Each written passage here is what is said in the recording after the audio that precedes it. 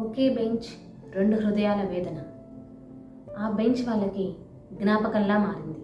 అసలు వాళ్ళ ఇరువురి బాధల ఏమిటి?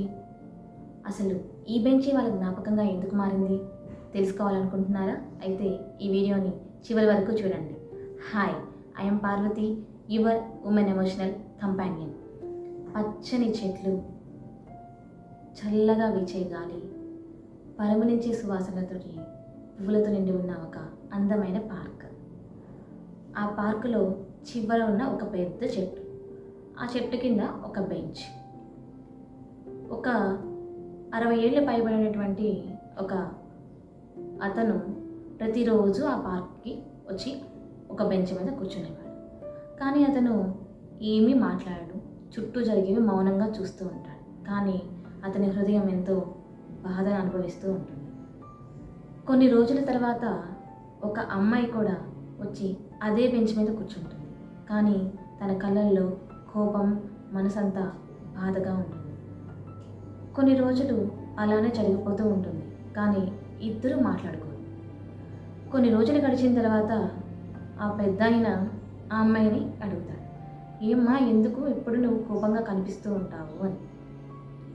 కొంత సమయం సేపు అమ్మాయి ఎటువంటి మాటలు మాట్లాడదు, సైలెంట్గా ఉంటుంది.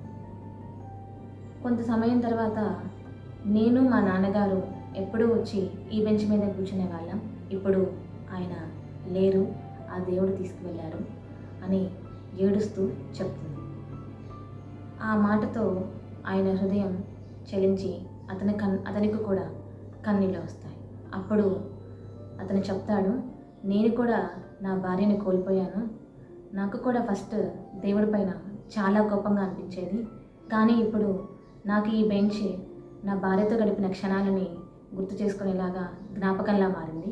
ప్రతి ఆదివారం మేమిద్దరము ఇక్కడికి వచ్చేవాళ్ళం. అవే నా జ్ఞాపకంగా మారింది. ఇప్పుడు దానికోసమే నేను ప్రతిరోజు వచ్చి ఈ బెంచ్ పైన కూర్చుంటాను అని చెప్పాడు.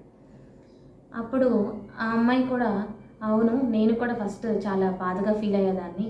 నేను కూడా ఇప్పుడు మా నాన్నగారి జ్ఞాపకంలాగా గుర్తు చేసుకోవడానికి ఈ బెంచ్ మీద కూర్చుంటున్నాను అని చెప్పింది. వారిద్దరూ మౌనంగా అదే బెంచ్ పైన కూర్చొని ఉన్నారు.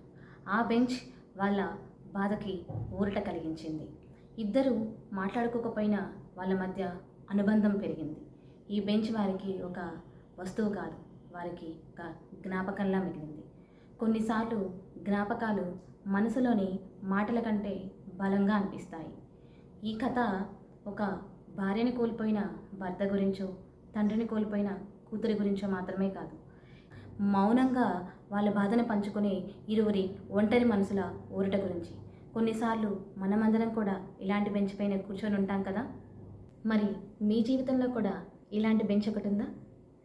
మీ జ్ఞాపకాలు ఎటువంటివైనా సరే అవి వినడానికి నేనున్నాను. మీ జ్ఞాపకాలని కమెంట్ రూపంలో లేదా డైరెక్ట్ మెసేజ్ ద్వారా నాతో పంచుకోండి.